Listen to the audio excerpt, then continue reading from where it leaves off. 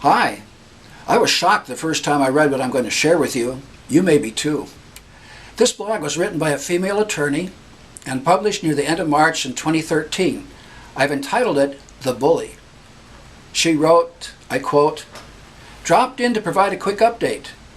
Yesterday I saw the individual that caused me a lot of angst last week by displaying his male genitalia in the locker room by walking up and down and making a spectacle of himself. Yes, he was back to the women's locker room. Since he already told me he was trying to make a point the last time, when he started marching up and down again, male genitals swinging, I decided to find out what point he was making this time. He told me the following. 1. He's not transgendered. He is inter or intersexed. I'm not sure which term he used. 2. He said he decided to put in breast implants since though he was born male, he felt strong pull to his feminine side as well. He said he also feels male but wants to be both male and female. 3. He says we can refer to him as he or she because he is both. He might choose one later, but now he feels more male because he's male most of the time. 4. He's not on hormonal therapy and would not consider it because he works as a man and is happy with it. He said he likes the flexibility he's obtained from taking male and female sexual identities. He also said he likes being strong and lean, benefits not provided by estrogen. This remark about estrogen being weak, apparently to him was knee-slapping funny, not to me. 5. His point this time was that he could walk around naked in the locker room with no one daring to bother him, his words, not mine, since, as he said, he had more testosterone than all of his women in the locker room put together. He said that in other gyms when he walked around naked in men's rooms, he had been threatened by some of the men.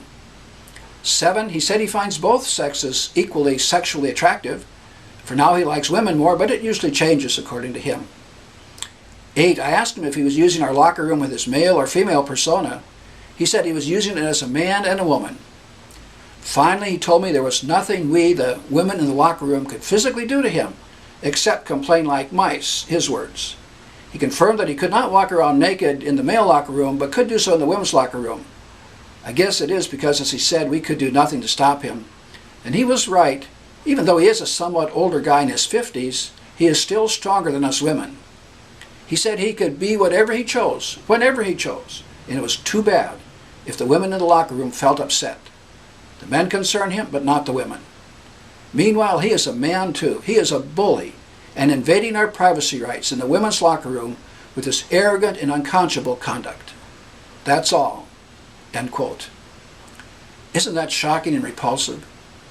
Could this happen in San Antonio? No, thankfully, not today. But it could in the future if City Council passes the proposed ordinance. In a prior YouTube video titled, "Help Alamo City Beauties," I proclaimed that our little girls are the most beautiful girls in the world to us dads and grandpas, uncles and brothers. Our little beauties deserve to be protected from exposure to any bully. How will City Council guarantee such an incident won't happen here? They'd have to require that restrooms be retrofitted all into single units. That would reduce the number of units by half and cost $6,000 per new unit. Costly. But not as costly as the loss of innocence to one of our beauties and any ensuing lawsuit over the trauma of experiencing a bully in a ladies' restroom. If you want our beauties to be protected, contact your council member and tell him or her to vote no.